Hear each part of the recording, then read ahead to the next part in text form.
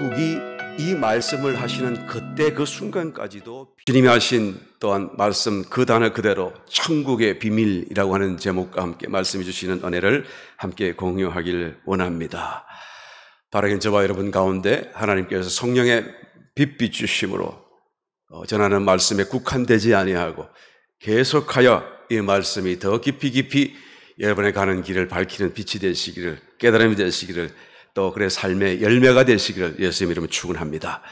여러분, 천국의 비밀이라고 하는 이 제목은 천국에 어떤 비밀이 있다라는 말씀이 아니라 천국이 이 말씀을 하시는 그때 그 순간까지도 비밀에 붙여졌고 가리워져 있었음을 말씀하고 있는 것입니다. 오늘 봉독하신 말씀 17절, 내가 진실로 너희에게 이르노니 많은 선지자와 의인이 너희 보는 것들을 보고자 하여도 보지 못하였고 너희 듣는 것들을 듣고자 하여도 듣지 못하였다라고 말씀하는 것이죠. 선지자와 의인들도 그것을 다 알지 못하고 있는 것입니다. 심지어는 듣기를 원하지만 들을 수가 없었고 보기를 원했지만 볼 수가 없었습니다. 그들의 생각 속에는 그저 죽은 뒤에 가는 어떤 좋은 곳, 아름다운 곳, 하나님이 계시는 하나님의 하늘나라인가, 여러분, 천국이 있다는 사실에 대해서는 그 존재 유무에 대해서는 매우 명확하고 분명했지만, 그러나 사실 구약 성경을 찾아보게 되면 의외로 이 천국에 대한 정보와 또한 계시와 어떤 그런 깨달음이 매우 희박하다는 것을 우리가 보고 놀라지 않을 수 없습니다. 그래서 예수님이 오신 당시 그때에도 유대인들 중에도 심지어는 부활도 없다, 내세도 없다라고 믿는 사람들이 있었어요. 사두개인들이 대표적인 사람들이었죠. 이 사두개인들은 사독, 다윗 시대의 사독 제사장, 대제사장의 그런 계열을 따라온 사람들인데요.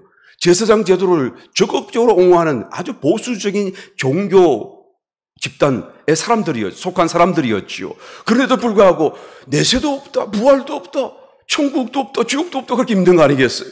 정말로 엄청난 이런, 여러분, 내세관, 또 이 천국에 대한 어떤 이 무지함, 이 그대로 고스란히 나타나고 있는 것을 보게 됩니다.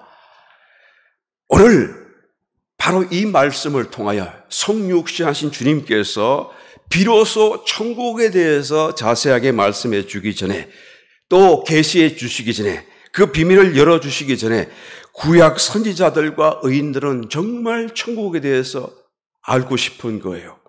예. 이 구약 선지자와 또한 의인들이 그것을 그렇게 열렬히 사모하고 갈망하고 있었음에도 불구하고 자세히를 몰라요. 성전에 나타나신 하나님의 그 임재를 본 선지자도 있고, 또 이곳저곳에서 하나님의 어떤 나타나심을 본 선지자는 있을지라도 정말로 천국에 대한 자세한 정보는 참으로 희귀하고 희박하고 깨달음이 없었던 것을 보게 되는 것입니다. 그 이유는 이제 보니 그것이 비밀에 붙여져 왔다라는 것입니다. 그렇다고 해서 아예 말씀하지 않은 것은 아닌데도 불구하고 심지어는 듣는 사람도 알아듣지 못하고 보아도 보이지 않는 그런 엉뚱한 그런 하나의 어떤 가림 속에서 구약의 시대가 다 지날 수밖에 없었다. 그런데 오늘 이 말씀을 하신 주님께서 다시 신약 시대를 사는 성도들에게도 동일한 말씀을 하는 것입니다. 귀 있는 자는 들으라. 아무나 다 보고 듣고, 듣는다고 해서 들리고 본다고 해서 보이는 거 아니다라고 지금 말씀하고 있는 것을 보게 되는 것입니다. 13절 말씀에 가서 보게 되면, 그러므로 내가 저희에게 비유로 말하기는 저희가 보아도 보지 못하며 들어도 듣지 못하며 깨닫지 못함이니라. 그런데 11절에서 주님께서는 이렇게 말씀하셨습니다. 천국의 비밀을 아는 것이 너희에게는 허락되었으나 저희에게는 아니 되었나니. 그러니까 너희라고 하는 천국의 비밀을 듣고 깨달을 수 있는 그런 그룹이, 특별한 구원받을 그룹이 있다라는 것을 주님이 지금 말씀해 주고 있는 것입니다. 오늘 다시 한번 이 말씀을 우리가 나눌 때에 그 말씀이 들리고 보이고 깨달아진다고 한다면 그분은 바로 주님이 말씀하시는 그 너희라고 하는 그 그룹 안에 든다라는 것을 말씀할 수가 있는 것입니다. 천국에 대해서 7가지 비유를 말씀하시는 것이죠. 한 편의 주제를 따라 쭉 설계하는 것입니다. 같은 날, 비록 같은 장소는 아니죠. 처음에는 해변가에서 배를 타고 말씀하고 무리가 모여 이 가운데 하나님 말씀하시다가, 주님이 말씀하시다가 이제는 다시 내리셔서 무리를 떠나가지고 제자들만 모인 집 안에 들어오셔서 다시 그것을 해석하고 또 더 붙여서 많은 말씀을 해주시는 그러나 같은 날에 이 말씀을 쭉 연결하여 한편의 그런 주제 설교와 같이 계시하여 말씀하는 것을 보게 되는 것입니다. 오늘 저는 말씀은 제가 하는 것이지만 듣기는 주님이 다시 여러분에게 하시는 말씀으로 들을 수 있는 놀라운 축복이 되시기를 예수님 이름으로 축원합니다. 생생하게 느껴지고 또 하고 깨달아지고 정말 이렇게 된 것이구나, 또 이렇게 살아야겠구나라는 그런 결심이 일어날 수 있는 놀라운 축복이 되시기를 바라고, 만약 설교를 다 듣고 난 뒤에도 나는 그런 것이 없어요 라고 하는 사람이 있다고 한다면 어떻게 해야 될지 모르겠네요. 네. 저한테 연락을 주셔서 오늘 밤 잠자지 말고 그냥 밤새도록 회개하고, 저도 회개하고 그분도 회개하시고, 저는 잘 못 가르친 것이고 또 그분은 신앙생활 열심히 안 한 것이고, 뭔가 잘못 가르쳤는 것이고, 하여튼 열심히 한번 밤새 한번 기도해서라도 우리가 이 말씀이 정말 생생하게 다가오고 우리의 삶의 어떤 기준이 될 수 있는 놀라운 축복이 되시기를 간절히 바랍니다. 주님이 하신 말씀, 이 축복이 무엇입니까? 첫 번째로 씨 뿌리는 자의 비유로 말씀해 주셨습니다. 이것은 천국은 우리들 마음속에서 자라는 것이다 라는 정말 충격적인 하나의 사실, 진리를 선포하는 거예요.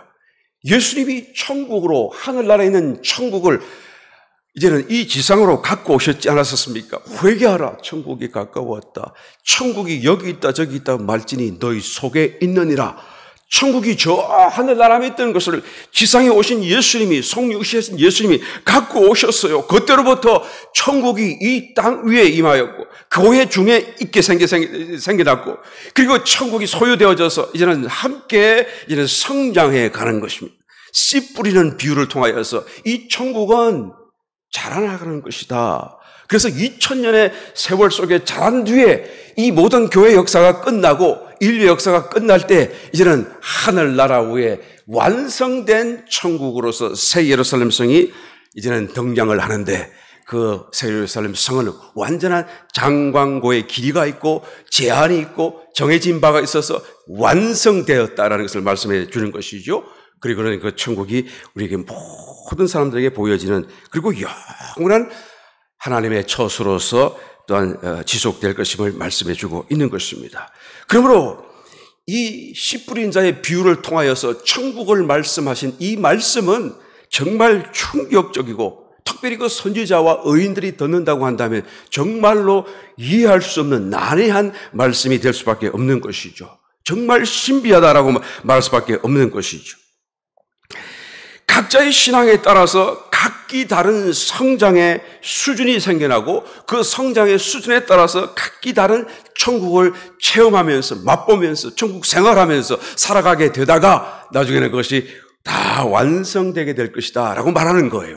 여기서 말하는 땅과 밭이라고 하는 것은 우리의 마음밭들, 사람의 마음밭을 상징하고 있죠. 비유하고 있죠. 그리고 그 밭에 뿌려지는 씨앗은 하나님의 말씀을 비유해주고 있습니다. 씨앗이 밭에 뿌려졌다라고 하는 것은 우리의 마음밭에 그 말씀이 울림이 되어서 들려졌다, 그런 말씀인 것이죠. 그런데 그것이 내 마음에 울림이 되고 들려지는데 그 받는 사람이 그 마음의 상태가 밭의 종류가 다 달라서 다 다르게 듣는 거예요. 어떤 사람은 길가 밭과 같은 마음을 가진 사람이 있습니다. 이 사람은 말씀을 들어도 깨닫지 못한다라고 주님이 해석해 주고 있어요. 이런 사람은 천국은 고사하고 그 들은 말씀조차도 빼앗겨 버리게 되죠. 새들이 와서, 악한 자가 와서 그 씨앗을 다 삼키고 빼앗아 버리고 마는 것입니다. 기억에도 남지 않고 그 삶의 체험에는 말씀을 들었었어도 어떤 말씀에 따르는 역사와 또한 축복이나 체험이 일어나지 않게 된다라는 것을 말하는 것이죠. 구원 받았음에도 불구하고 천국의 체험이 거의 전무한 상태의 삶을 살게 될 사람들이 어떤 사람이냐? 길가 밭 마음을 가진 사람이에요. 이것은 구원받지 못한 사람이 아닙니다. 구원받은 사람이에요. 그런데 그런 마음을 가진 사람이 있다는 거예요. 그 다음에 돌밭 같은 마음을 가진 사람이 있습니다. 적시 마음을 듣는 순간 그것을 반응을 해요. 기뻐요. 그래서 막 그냥 어쩔 할 줄 모릅니다. 그런데 그 기쁨도 잠시 잠깐 자기 삶에 환란이 다가오고 말씀을 지키려고 하는데 도전이 다가오고 어려움이 다가오게 되면 말씀을 포기해버리는 그래서 왜 그렇습니까? 돌밭이기 때문에 뿌리를 내리질 못해요. 뿌리가 없으니까 그것이 해가 뜨고 막 바람이 불면 흔들리고 말라버리는 그런 상태가 된다라는 것이죠. 천국의 기쁨을 체험하기는 하지만 그러나 언제나 도로 뺏길 수 있는 그런 미성숙한 신앙의 상태를 말해주고 있는 것입니다. 여기서는 천국을 사실 어떤 크게 기대할 수 없는 상태죠. 그 다음 단계에 있는 사람은 가시떨기 밖에 있는 그런 마음과 같은 가시떨기가 그 마음에 있는 사람 같은 사람이 있다라는 것이죠. 이 사람은 말씀을 들어요.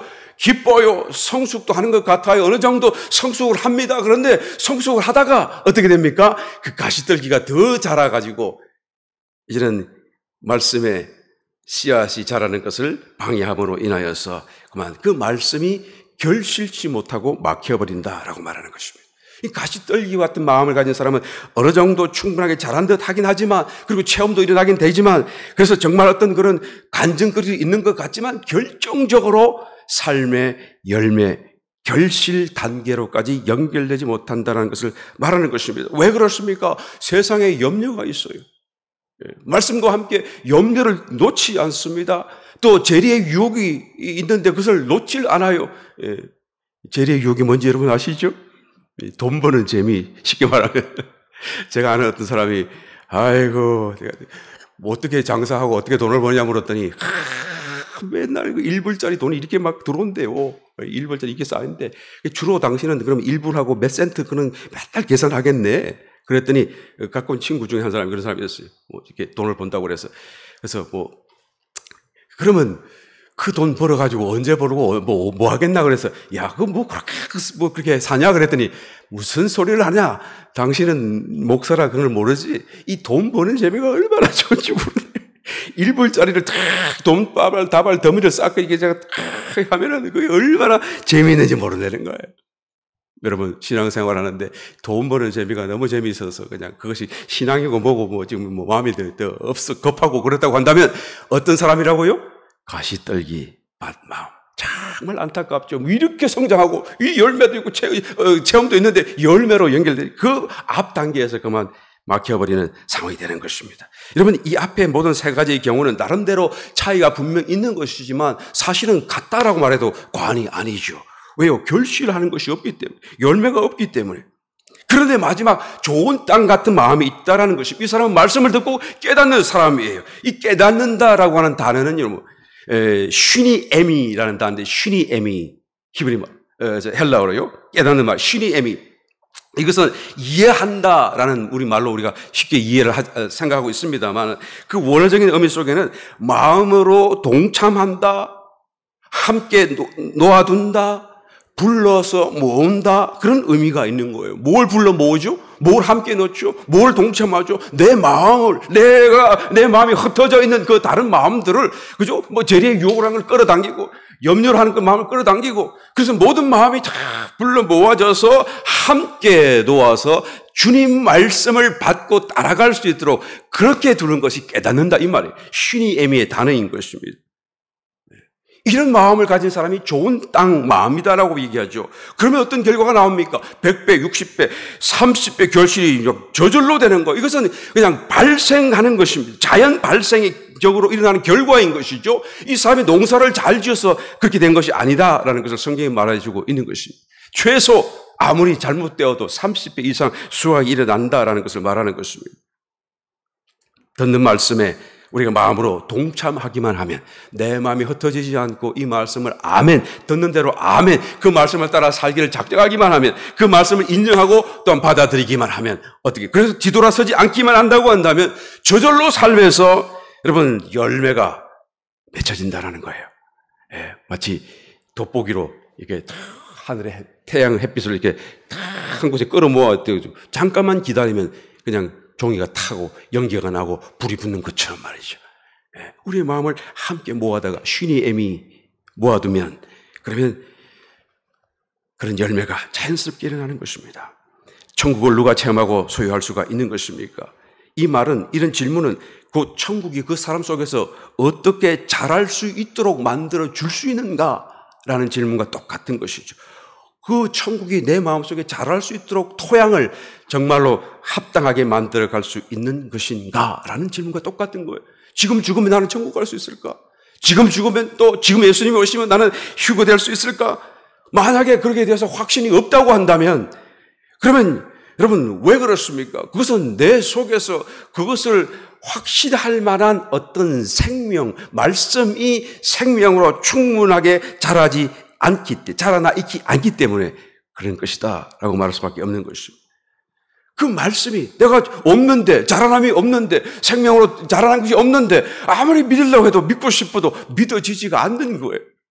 그러나 내 속에서 이 말씀이 씨앗이 되고 자라나고 생명이 되고 더 커져 있으면 그런 게 저절로 믿어져요.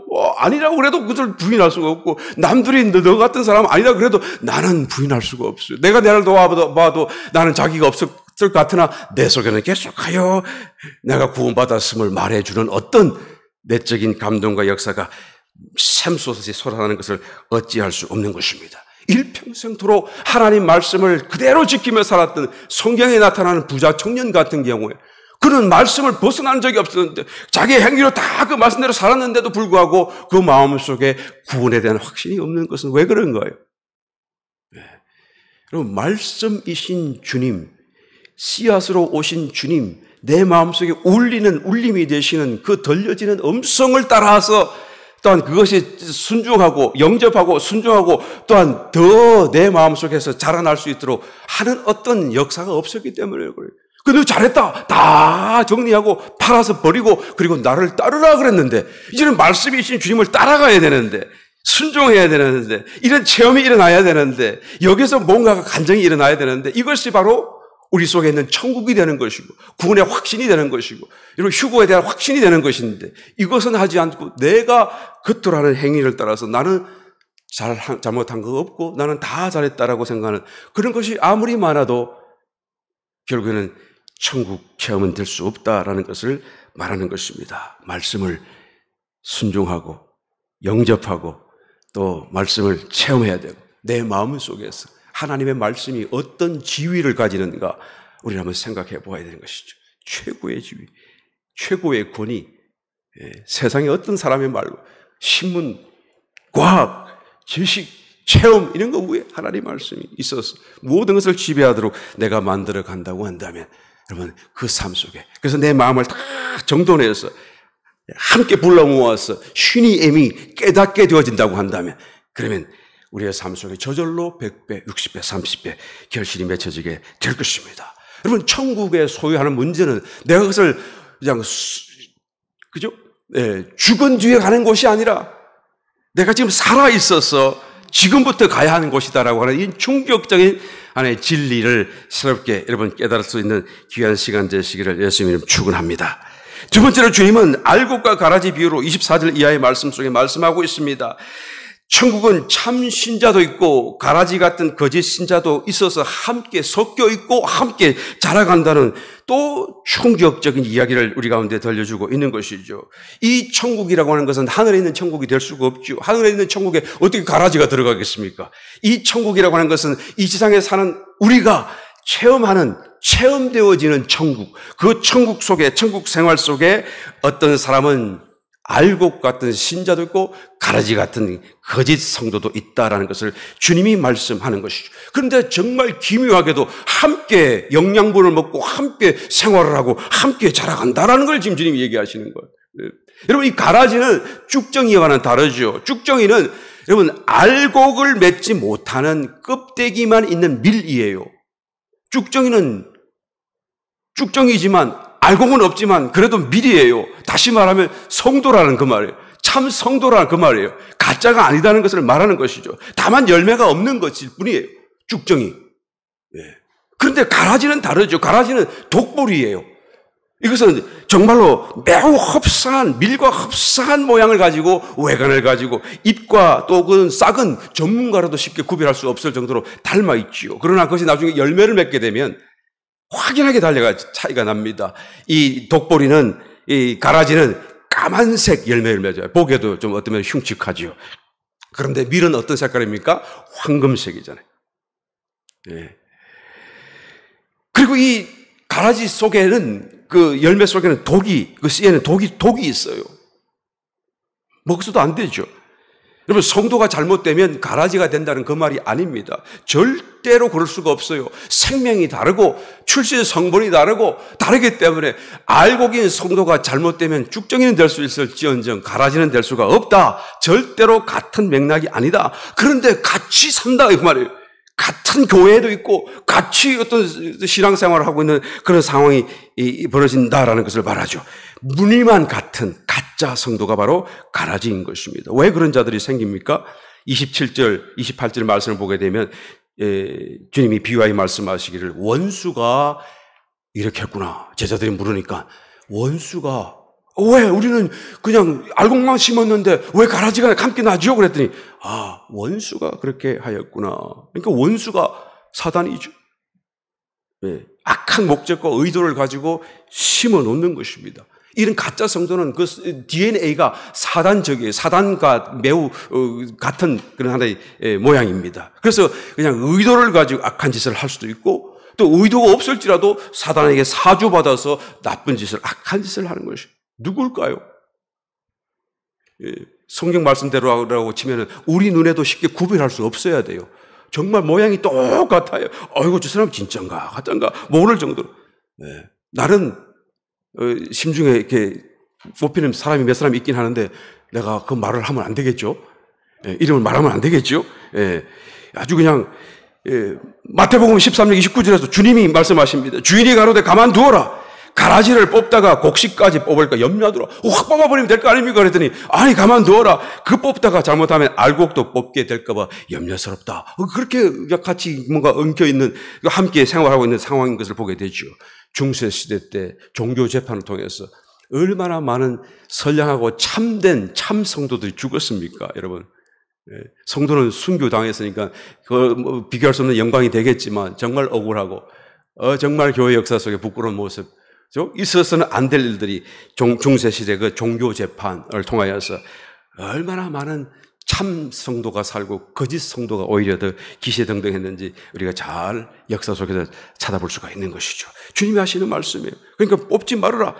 가만두어라. 결국에는 주님께서 심판하실 때가 있기 때문에 그런 것이죠.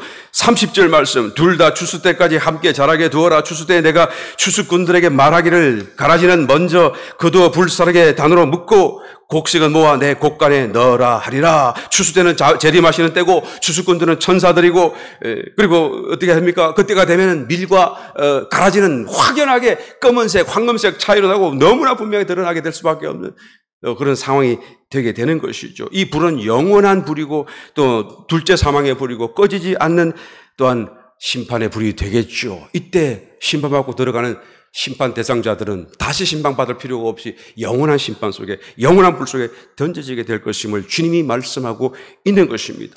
그러면 왜 주님이 이 말씀을 하십니까? 그때 하시면 될 거면 될 것을 왜 미리 말씀하십니까? 여러분, 참 성도로서 가짜 성도에게 현혹되지 말라라고 말씀하는 거예요. 천국을 소유하기 위해서, 천국을 잃어버리지 않기 위해서, 교회 안에 같이 있다고 그래서 모두가 다 자기와 같은 한 참 성도라고 말할 수가 없다라는 것입니다. 출애굽한 이스라엘 백성들 가운데 섞여 있었던 무리가 일부 있었지요. 그 무리들이 항상 불평하고 거역하고 반대하고 하나님의 진노를 일으켰던 어떤 단초, 출발점이 되었던 것. 숫자는 적었지만 그 사람들로 인하여서 하나님의 진노를 사게, 백성들이 휘둘리고 천국을 잃어버리고 가나안 땅에 들어가지 못하는 엄청난 그런 불행을 당할 수밖에 없었던 일이 바로 거기에 있었다라는 것을 다시 한번 우리에게 상기시켜 주고 있는 것입니다. 여러분, 우리가 정말 말세 때를 살고 있어요. 더더군다나 깨어 있어야 되고 더더군다나 이런 부분에서 주님의 말씀을 또한 통하여 경계할 수가 있어야 되는 것입니다. 우리 교회는 가짜는 없어요, 여러분. 걱정하지 마시고 안심하고 가짜인가 이러지 마시고 안심하고 열심히 사랑하고 섬기게 되시기를 축원합니다. 서로 그냥 밥도 사주고 막 이게 하니까 내가 보기 얼마나 좋은지 몰라요. 나는 이 성도도 참 좋고 이 성도도 너무 사랑스러운데 이 성도는 저 성도를 욕하고 이 성도는 저 성도를 욕하고 나는 얼마나 마음이 괴로운지 몰라. 그러나 서로가 저한테 안 해줘도 괜찮아요. 이렇게 하면 나는 얼마나 기쁜지 몰라요. 소식만 들어도 마음속에 참 행복하다. 하나님이 축복하실 거다. 목자의 마음이 이러면 하나님 마음은 얼마나 좋겠어요. 할렐루야. 예, 열심히 사랑하고 우리 교회는 가짜 성도 없습니다. 예, 교회가 좀 더 커지면 생길래나 모르겠지만 할렐루야. 그렇다고 해서 여러분 교회를 안 키우겠다고 생각 안 되는 것입니다. 아시겠죠? 그 다음에 주님이 겨자씨와 누룩의 비유를 또한 말씀해 주셔서 31절 이하의 말씀에서 여러분 겨자씨와 누룩, 천국은 변질될 수 있다는 것을 말하는 거예요. 이건 이해할 수 없는 정말 충격적인 사건이죠. 천국이 어떻게 변질될 수 있죠? 천국이 어떻게 타락할 수가 있죠?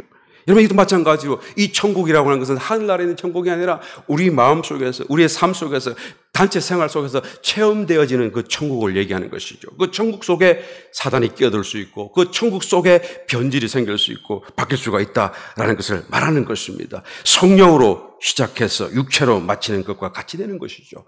겨자라고 하는 것은 1년생짜리 풀이고 나물이에요. 1년만 자라고 죽는 것이죠. 다시 또 씨앗이 뿌려지고 살아나는 것인데요. 그런데 주님이 비유하기는 이 1년생 작은 씨앗이 뿌려져 가지고 그것이 나물보다 더 커지고 나무가 되어져서 크게 자란다. 그래서 그 크게 자란 그 그늘이 생기니까 그 그늘 안에 공중의 새들이 와서 깃든다라고 말을 하잖아요. 여러분 새들은 어떤 존재죠? 아까 마태복음 처음에 13장 1절에서도 말씀하시던 것이 그죠? 길가에 뿌려진 말씀을 누가 가져갔다고요? 새들이. 그 새들이 누구라고요? 주님이 말씀하셨죠. 악한 자들이라고. 공중에 새들이 깃든다고 하는 것은 이 천국이 그냥 크게 자라니까 말이죠. 그냥 변질이 되어가지고 악한 자들이 그 속에 들어와서 공중에 새들이 들어와서 그냥 깃들고 함께 살고 같이 생활하는 그런 엄청난 하나의 타락이 되게 될 것임을 주님이 예언하고 있는 것입니다. 초대교회는 여러분 작은 규모의 가정 단위의 가정교회였었어요. 그래서 얼마나 서로 사랑하고 얼마나 섬기고 얼마나 애틋하고 그래서 그 모든 생활 자체가 정말로 그냥 하나님을 사랑하고 주변의 다른 사람들도 저들을 갖다가 칭송할 정도로 아름다운 사랑의 공동체였던 것을 보게 되죠. 이 자꾸 이렇게 자꾸 크고 자칫 문제가 아니죠. 이 말씀을 드린다고 해서 여러분 교회는 반드시 작아야만 된다는 말씀을 하는 게 절대 아니죠. 아이고 이제 우리는 부담 없는데 교회가 작아도 그런 말씀을 드리는 것이 아닙니다. 교회 성장해야지요. 커져가야지요. 하나님의 나라가 확장되어져요. 근데 문제는 커져가면서 뭔가 변질될 것을 우리가 참으로 경계해야 돼요. 이 본성적인 변화, 그죠? 그냥 풀이 자라가지고 나무가 된다고 하는 것은 이 본래적인 본성에 거스르는 어떤 잘못된 변화를 얘기하는 거 아니겠어요? 그런 것을 우리가 경계해야만 된다라는 것입니다. 그래서 주님께서 나중에 교회가 그렇게 될 것임을 미리 지금 예언하여 말씀하고 있는 것입니다. 교회가 나중에는 국가교회가 되어지게 되고 로마에서 다 그것이 공인된 나라의 교회가 되고 난 뒤로부터는 이제는 가톨릭 교단 교회가 되어지고 교황 제도가 생겨나게 되고 성직자 제도가 생겨나고 가톨릭 교황과 추기경, 대주교, 주교, 신부, 평신도 우리가 가지고 다 계급이 서열이 생겨나게 되고 결국에는 사람의 어떤 조직과 집단이 되어지고 어떻게 됩니까? 결국은 세속적인 정치 집단으로 타락했음을 우리가 보고 있지 않습니까? 가톨릭이 타락했다는 것을 누구나 다 얘기하지 않습니까? 누구나 다 그것을 공인할 수밖에 없지 않습니까? 우리 그러면 개신교는 어떻습니까? 개신교가 지금 정말 종교개혁을 하고 거기서 나온 지가 벌써 500년이 지났어요. 개신교가 얼마나 타락했을지 저는 말 안 하겠습니다. 여러분 다 아시잖아요. 정말 깨어나야 되고 우리가 발부둥 쳐야 되고 이 신앙의 본질에서 벗어나지 않으려고 하는 그런 마음 자세가 일어나야 되고 예수님이 겨자씨와 그런 비유를 통해서 이게 공중에 새들이 깃들어 버린다는 것을 얘기하는 거예요. 이게 크게 되었다는 것만 자랑하지 말라는 것입니다. 그래서 오히려 경계하라는 것을 얘기하는 것이죠. 또 연이어서 누룩에 대한 비유를 말씀하요. 누룩은 성경에서 계속하여 죄에 대한 죄의 역사에 대한 것으로 비유하고 있죠. 누룩은요. 누룩은 가루 스말, 고운 가루 스말, 이 가루가 되고 그제 고운 가루라고 하는 것은 죄는 없으신 그러나 고난 받으신 갈리어지신 주님을 상징하고 있잖아요. 그 고운 가루 서말 3이라고 하는 숫자는 항상 부활을 상징하죠. 그러니까 부활하신 주님, 고난을 통과하고 부활하신 주님을 상징하고 있습니다. 그 고운 가루 스말 안에 찔러 넣는 누룩과 같다라고 말씀을 하게 되는 것입니다. 그래서 누룩이 들어가게 되면 이것이 부풀어 올라가게 되죠. 그러니까 본래의 형체의 모양이 아닙니다. 달라졌어요. 외형으로 볼 적에는 더 굉장해 보이고 더 좋아 보이지만 사실은 변질되어진다라는 것을 말하는 것이죠. 여러분, 아주 적절한 예가 바로 구세군 같은 경우. 구세군이라고 하는, 여러분, 개신교, 가톨릭은 아닙니다만, 그렇다고 해서 완전 개신교라고 말할 수 없는 그 중간 지점에 있는 구세군 같은 경우, 여러분, 그 어떤 신앙과 모양을 보시게 되면 지금은 더 이상 신앙을 찾아볼 수 없게 되어버렸어요. 그 구세군이 처음 출발은 정말 뜨거운 성령의 역사로 시작했거든요. 정말 본질적인 보수적인 신앙으로 시작했거든요. 그런데 세상을 구하겠다고 해서 선행과 막 그걸 하고, 그래서 구세하다가 보니까 어떻게 됩니까? 나중에는 그 일만 이렇게 커져가지고 그 일만 하는 거, 일만. 이 신앙이 없어져 버렸어요. 완전히 달라져 버린 그런 모습이 되고 만 것이죠. 처음에 작은 가정교회가 커지면서 이제는 교단이 되어지고 되고, 이름을 또 너도 나도 달라 나누어지게 되고, 순복음 교단. 이런 이름을 왜 짓는지 모르겠어요. 지금 생각해 보니까. 저는 뭣도 모르고 순복음 목사가 되긴 했습니다만은, 내가 속한 교단이니까 내가 욕해도 괜찮지요. 예, 순복음이라고 이름을 지어놓으니까 그럼 다른 교단은 전부 다 가짜 복음이라는 얘기가 되잖아요. 아니, 참 나쁜 짓이라고 사실은. 자기가 순복음 지키겠다 하는 말인데 사실은 이거는 정말 다른 교회나 다른 교단을 품지 못하고 하나 되게 하지 못하는, 스스로 자꾸 이렇게 분절시키는 그런 역사가 아니겠어요? 교회 이름을 왜 자꾸 그냥 앞에다 갖다 붙입니까? 제일 좋은 교회 뭐 이렇게 왜 붙여요? 왜? 그러면 다른 교회는 안 좋다는 교회밖에 안 되잖아요. 그냥 그죠? 예. 그냥 교회는 교회 그 자체로 충분하고 그것보다 영화로울 수가 없는 거예요. 교회 불러낸 사람, 세상으로 불러냈다 그런 뜻 아니겠어요? 그냥 교회 그냥 지역에, 어디에 있는 교회? 우리 요단 교회, 요단에 있는 교회 정말 좋아요. 좋잖아요. 그렇게 하면 됐어요. 거기다가 뭘 또 붙이고 막 뭘 또 붙이면 그거는 스스로 자꾸 우리는 특별하다, 우리는 다르다 분리시키고 결국에는 교회의 본질인 그리스도, 주님을 주목하지 못해요. 어떻게, 그러니까 우리는 그럼 그리스도 교회입니다. 교단 이름도 그리스도의 교단입니다. 라고 하는 그런 교단이 있더라고요. 예. 교회가 그리스도인데 뭐가 또 그리스도 교회라는 말을 붙여요. 예? 그냥 교회 그러면 다 된 거예요. 다 들어있는 거예요. 여러분, 순수함을 지킬 수 있는 저와 여러분 되시기를 열심히 축원합니다. 주님이 겨자씨와 누룩의 비유를 통해서 이렇게 경고하셔요. 타락하지 말라. 변질되지 말라.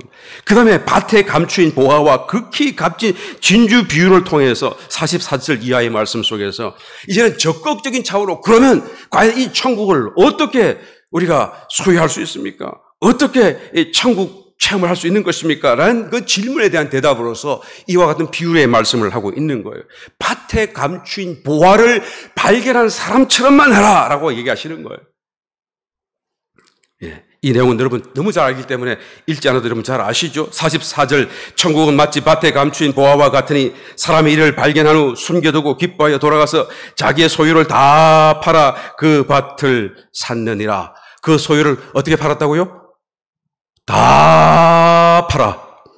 네, 좀 더 길게 해볼까요? 다 팔아서. 예, 좀 마음속에 깊이 좀 인식되시기를, 각인되시기를 열심히 축원합니다. 여러분, 여기 보화라고 하는 이 단어는요, 데사우로스라는 단어인데, 데사우로스라고 하는 단어는 그냥 한 덩어리에 있던 검덩어리 이런 보물을 얘기하는 게 아니에요. 예. 작게로 치면 보물 상자, 괴라는 뜻이고요. 여러 가지 들어있겠죠. 일반적으로 이 데사우로스라고 하는, 보화라고 하는 이 단어는 그냥 보물을 저장해 두는 장소, 보물 저장소, 스토리지 룸이라는 뜻이에요. 보물 스토리지 룸.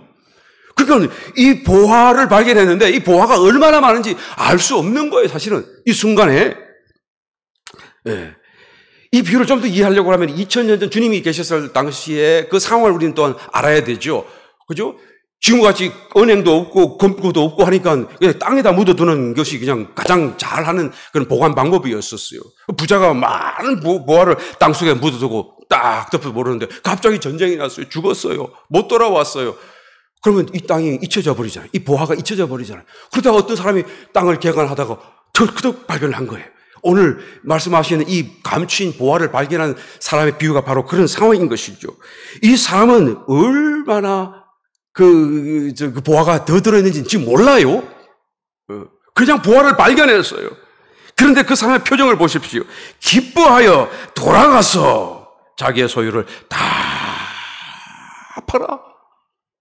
얼마인지 모르는데, 여러분, 그런데 또 그 밭 장수는 얼마나 고약한 사람인지 자기의 재산을 다 팔아야지 주겠다고 할 정도로 비싼 고가를 요구하는 거죠. 그런데 이것을 발견한 사람은 그것을 불평하지 않고 포기하지 않고 자기의 소유를 다 팔아가지고 그리고 와서는 그것을 사게 되었다라고 말하는 것입니다. 여러분, 이 부분이 굉장히 주님이 말씀하고 싶은 부분이에요. 강조하고 싶으신 부분이에요. 자기의 그런 재산을 다 팔 만큼 이 보화의 가치를 인정했다는 사실이에요. 이 보화를 그렇게 높이 쳤다라는 사실을 주님은 우리에게 지금 이 비유를 통하여 우리에게 말씀하기를 원하시는 것입니다. 그래서 기뻐하고 주저하지 않고 포기하지 않고 이 일을 위해서 자기가 참으로 마침내 보화를 소유하는 그 자리까지 나가게 되었다라는 것을 지금 주님은 말씀하기를 원하는 것입니다. 저와 여러분들이 받은 이 복음을 우리는 얼마짜리로 생각하느냐? 라고 묻는 것이죠. 주님이 주신 이 말씀이 과연 얼마짜리냐? 너는 얼마짜리로 생각하느냐? 라고 주님이 물으시는 것이죠. 우리의 신앙은 여러분 either or not이에요. 있으면 있고 없으면 없는 거예요. 정말로 믿으려면 믿고 안 믿으려면 안 믿어야 되죠. 차라리. 그러면 고쳐서라도 믿게 할 수 있지요. 그것이 반쪽이 되어서는 안 된다는 거예요. 아나니아와 삽비라가 다른 사람들이 다 너무 기뻐서 자기의 밭이 있는 사람은 밭을 팔고 집이 있는 사람은 집을 팔고 그 돈을 가지고 다 사도들 발 앞에 놓으니까 사도들이 그것을 다 나누어주고 갑자기 모여든 수많은 갑자기 전국 전 세계에서 모여든 명제를 주사 모여든 그 성도들 그리고 말씀 듣고 회개하고 변화된 사람들 구원받은 성도들이 갑자기 많이 모이니까 구할 데도 없고 갈 데도 없고 먹을 것도 없고 직장도 없고 어떻게 합니까? 그러니까 예루살렘에 살던 사람들이 자기 가진 걸 탁탁 내어놓고 그냥 돈을 가지고 사도들 발 앞에 내려놓으니까 사도들이 그것을 가지고 그냥 같이 막 몇천 명씩 모여가지고 사는 그 생활을 공급하기 시작하는 거예요. 그런데 아나니아와 삽비라도 감동이 되고 너무 좋아 기뻐가지고 자기 집을 덜컥 팔았는데 그래서 마음이 바뀌었어요. 다 그것을 가지고 오기보다는 조금을 감추어 둔 거예요. 그랬더니 나중에 어떻게 되죠? 성령을 속였다. 그리고는 이 아나니아가 죽고 또 그 뒤에 따라온 삽비라 또 와이프도 같이 죽어버리는. 하나님은 사람을 속인 거예요. 하나님을 속였다 그러잖아요. 나는 이 말씀을 듣고 겉으로 보기에는 그가 거짓말을 했기 때문에 죽임을 당한 것 같으나 사실은 여러분 죽임을 당했다고 하는 것은 하나님 앞에 이렇게 내침을 당했다 그 말 뜻 아니겠어요. 하나님 앞에 토함을 당했다는 그런 말씀 아니겠어요. 하나님이 거절한다 그 말. 물론 이 사람은 생명이 있고 구원받은 사람들이에요. 나중에 구원받을 거예요. 여기서 하나님은 이 천국 체험 안에 못 들어오도록 하나님께서 내치는 것을 말씀하고 있죠. 나는 이 아나니아와 삽비라가 다만 성령을 속였기 때문에 죽임을 당한 것이 아니라 그가 받은 그 복음과 그 은혜, 그 축복의 가치를 그렇게 깎아내렸다는 점에 대해서 하나님이 토해내시는 거 아닌가라는 생각을 지울 수가 없는 것입니다. 여러분, 하나님을 믿으실 때 우리는 정말로 100% 믿어야 돼요. 하나님 앞에 내어드릴 때 우리의 모든 것을 다 내어드리는 마음으로 내어드릴 수가 있어야 되는 것입니다. 그럴 때 하나님이 그 사람에게 천국을 소유할 수 있도록 축복하시는 것입니다. 만약에 내가 모든 것을 다 내어드릴 수 없다고 한다면 내가 내어드리는 그것이라도 100% 마음을 담아서 내어드려야 돼요. 아깝다는 생각, 주저하는 마음이 없었어요. 기쁨으로 내어드려요. 정말로 하나님 앞에 다 드리는 마음으로 내어드릴 때에 드리는 만큼 하나님의 또 천국을 체험하게 될 줄 믿습니다.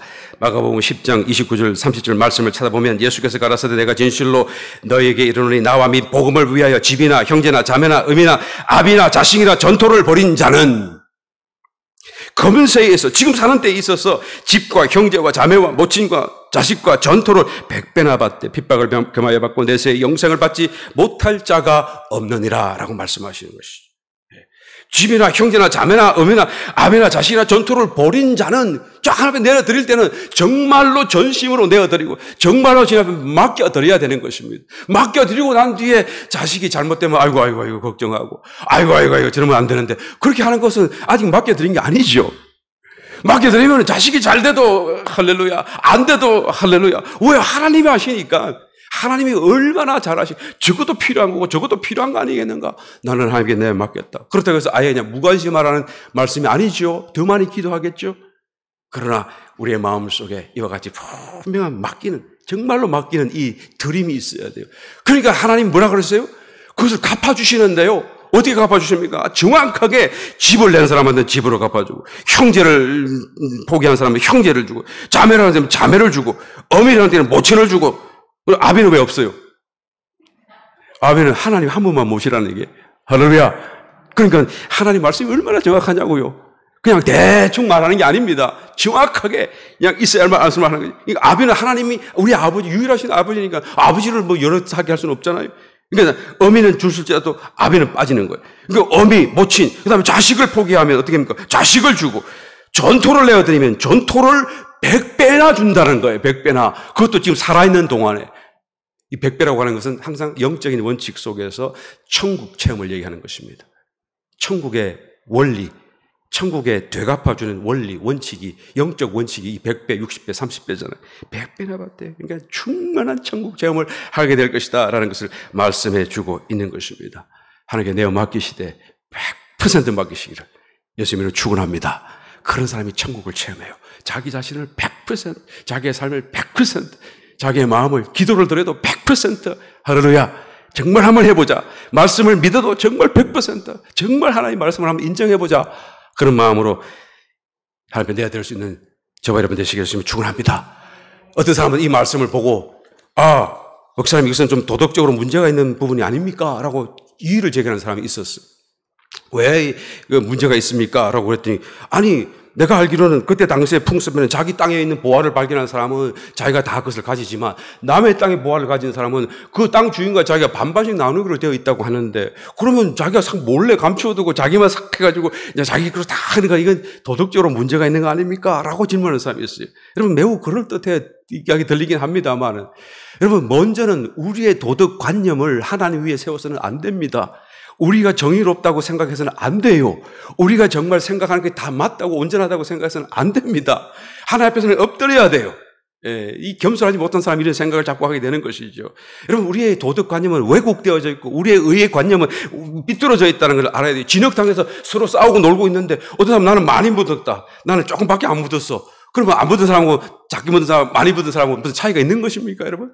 다 빨아야 되고 다 씻어야 못 들어, 집에 못 들어오는 사람이 아니겠어요? 예. 조금 더 묻거나 덜 묻거나 똑같이 다 죄인인 것입니다. 다 죄성에 물들어져 있는 것입니다. 그러므로 그런 도덕에 그냥 잣대를 갖다 대고 하나님을 그냥 심판하듯이 해서는 안 돼요. 겸손하게 우리는 하나님의 말씀은 우리의 도덕을 고치려고 하는 것이 아니라 정말 하나님의 마음을 높이시고 하나님의 마음을 우리에게 전달하고 비밀을 보여주시기 위하여, 그 도덕이라는 것도 최고의 완성된 도덕, 우리가 감히 다다를 수 없고 이해할 수 없는 도덕을 하나님이 갖고 계신다는 것을 우리는 전제하고 말씀을 듣고 보고 또한 이해해 가야 된다는 것이죠. 성경은 도덕을 가르치는 책이 아닙니다. 하나님의 마음을 표현하고 하나님의 어떤 그런 비밀을 우리에게 전달해 주시는 책인 것이죠.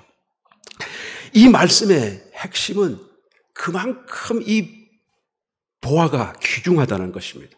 아무에게나 줘서는 안 되고 아무에게나 우연하게 그냥 걸려서도 안 된다는 것을 주님이 말씀하시는 것이죠. 정말로 간절히 원하는 사람, 찾는 사람, 준비된 사람에게 이 보화가 가야 될 것이기 때문에, 여러분은 어떤가요? 여러분이 아끼는 어떤 가장 귀중한 물건이 있다고 한다면 그것을 꼭 숨겨두지 않겠어요? 예. 그리고 그것을 아무나 볼 수 있게끔 개방하고 아무에게나 그냥 걸리는 대로 내어줄 수 있겠습니까?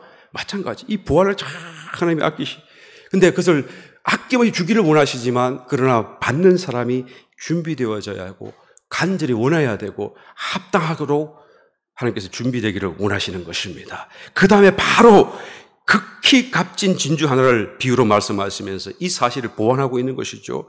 극히 값진 진주가 하나예요. 나눌 수 있는 게 아닙니다. 이 보화는 나눌 수 있는 게 아니에요. 한 사람에게 다 갈 수밖에 없는 것이죠. 예. 그리고 이 장사꾼은 그것을 찾기 위해서 온 세상을 돌아다녔다라고 말하죠. 정말 갈망하는 마음을 가졌던 거예요.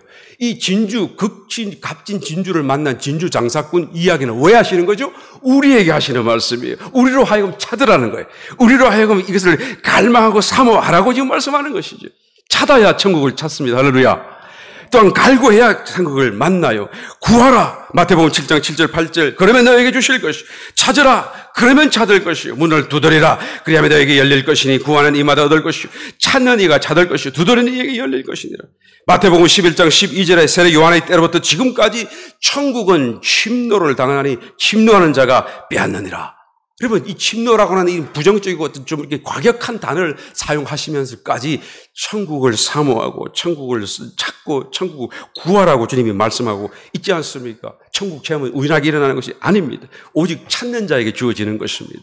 팔짱을 끼고 나에게 좀 뭔가를 보여주시면 내가 믿겠습니다 라고 해서는 안 됩니다. 그럴 시간도 없습니다. 이제는 우리가 정말로 사모하고 모든 사람이 나를 방해하고 나를 반대할지라도 나는 천국을 체험하겠다. 주의 음성을 들어보겠다. 주님 계신 것을 내가 한번 체험해 보겠다라는 그런 간절한 마음이 일어나야 되는 것입니다. 문제가 있다고 한다면 그 문제를 내가 결코 이 믿음으로 해결하겠다고 작정이 일어나야 되고 작정 기도해야만 응답도 되고 천국도 체험될 수 있다는 것을 성경이 말씀해 주고 있는 것입니다. 연이어서 주님께서 마지막으로 바다와 이제는 그물 비유로 말씀을 매듭짓고 있어요. 바로 이었어요. 바로. 예. 한번 읽어볼까요? 마태복음 13장 47절 50절까지. 또 천국은 마치 바다에 치고 각종 물고기를 모으는 그물과 같으니 그물에 가득함에 물가로 끌어내고 앉아서 좋은 것은 그릇에 담고 못된 것은 내어버리느니라. 세상 끝에도 이러하리라. 천사들이 와서 의인 중에서 악인을 갈라내어 풀무불에 던져 넣으리니 거기서 울며 이를 갈미 있으리라. 이 말씀을 연이어서 하신 거예요. 바닷가에 앉아서 그물을 물고기를 쫙 모아가지고 골라내는 거예요. 좋은 건, 나쁜 건 골라내는 거예요. 여러분, 이 말씀을 들으면서 소름이 좀 끼쳐야 돼요. 주님이 하시는 이 말씀은요, 천국이 오고, 천국이 와 있고, 또 천국이 곧 눈에 보이는 것으로 드러날 때가 있는데, 주님이 지금 이것을 마치 생생하게 눈앞에서 보고 계신 것을 얘기하는 것처럼 조금도 주저함이 없이 그대로 연기하셔서 지금 곧 그런 때가, 눈에 보이는 때가 너희 가운데 일어나게 될 것이다 라고 지금 설명하고 있는 거예요. 생생하게 비유로 설명하고 있는 거예요. 그물을 쫙 뿌리고 쫙 거둬요. 누가요? 천사들을 통해서요. 그러면 이게 좋은 물고기, 나쁜 물고기 뭐죠? 의인과 악인이라는 얘기를 지금 하고 있잖아요. 여러분, 사도신경 고백할 때 우리가 저리로서 산자와 죽은 자를 심판하시리라 그런 말 하잖아요. 곧 저리로서 곧바로 오셔가지고 곧 이내 오셔서 살아있는 자를 심판하고 죽은 자도 심판 물론 나중에 하시겠죠. 백부자 심판 때. 그런데 그 전에 산 자도 심판하시는 거예요. 언제요? 바로 이때를 얘기하는 것입니다. 주님이 재림하시고 이 땅에 그 환난을 통과하고서도 살아있는, 물론 숫자는 적겠지만 살아남아있는 사람들을 심판하실 거라 그 말이에요. 산 자를 심판하실 거라는 그 말이에요. 그래서 의인과 악인을 골라낼 것이라는 걸 지금 얘기하는 것이죠. 그리고는 악인들은 영원한 불에 던져 넣으실 것을 말씀하는 것입니다. 요한계시록 14장 19절 20절을 더 자세하게 말씀하고 있습니다. 천사가 낫을 땅에 휘둘러 땅의 포도를 거두어 하나님의 진노의 큰 포도주 틀에 던짐에 성 밖에서 그 틀이 밟히니 그 틀에서 피가 나서 말굴레까지 닿았고 1600스타디온에 퍼졌더라. 그죠? 이 천사들을 통해서 얼마나 그날에 많은 사람이 죽어질지 이 엄청난 사건을 자세하게 설명하고 정확하게 설명하고 있잖아요. 여러분 1600 스타디온은 약 한 300km가 되는 말굴레까지 피가 차오르니까 1m나 1.5m나 올라오는 거 아니겠어요? 그런 높이에 물이 강이 되어서 300km를 흘러가는 피의 강이 생긴다. 그 말이 그날 되면 이 악인들이 죽임을 당할 때가요. 이것은 바로 아마겟돈 전쟁을 얘기하죠. 요사밭이라고 하는 지역, 예루살렘 바로 근처에 있는 그 지역에서 일어날 마지막 이 땅의 심판, 살아있는 산자들을 심판하는 그때가 여러분 정말 끔찍스러운 사건이 아닐 수가 없어요. 도대체 얼마나 많은 사람이 죽어야 저렇게까지 피가 모일 수가 있을까? 저렇게 될 수 있을까? 끔찍스러운 사건이기도 하지만 그러나 또 하나님이 진노하실 수밖에 없는 그런 사람들, 악한 사람들이에요. 얼마나 악한 사람들이길래 가까워질수록 여러분 그 사람들 속에서 우리는 천국 체험할 수 없어요. 신앙생활 제대로 평안하게 할 수가 없어요. 예. 우리 신앙생활 평안하게 할 수 있는 이때에 열심히 잘 하셔서 더 많이 준비할 수 있는 저와 여러분 되시기를 열심히 축원합니다. 이 모든 비유를 마치신 뒤에 주님께서 51절에 이렇게 말씀하죠. 이 모든 것을 깨달았느냐? 제자들이 대답합니다. 그러하오이다. 제자들은 깨달았다고 대답했어요. 정말 깨달았는지 안 깨달았는지 모르겠습니다만 대답은 그렇게 해요. 여러분들은 어떻게 대답하실 것 같아요? 할 수 있을 것 같습니다. 깨달았느냐? 이 깨닫는다는 말의 진정한 의미는 이제 우리가 잘 알고 있잖아요. 예. 신이 애미 이해한다는 말뿐만 아니라 그 원어적인 의미 속에서 우리의 마음으로 동참하고 함께 불러 모아서 모든 마음을 다 그 말씀에 아멘하여 그 말씀대로 이루어지도록 내 생각과 뜻과 삶을 이끌어가는 그런 것을 지금 깨달았다는 말이 함축하여 말하고 있는 것이죠. 너희가 이 모든 것을 깨달았느냐? 아멘. 우리가 대답할 때 우리의 마음이 다 모두어져야 될 것입니다. 말씀을 정말로 깨닫는 자가 되어져서 좋은 땅 마음이 되셔서 100배, 60배, 30배 풍성한 결실을 또한 체험할 수 있는 천국의 체험자들이 다 되시기를 예수님의 주 이름으로 축원합니다.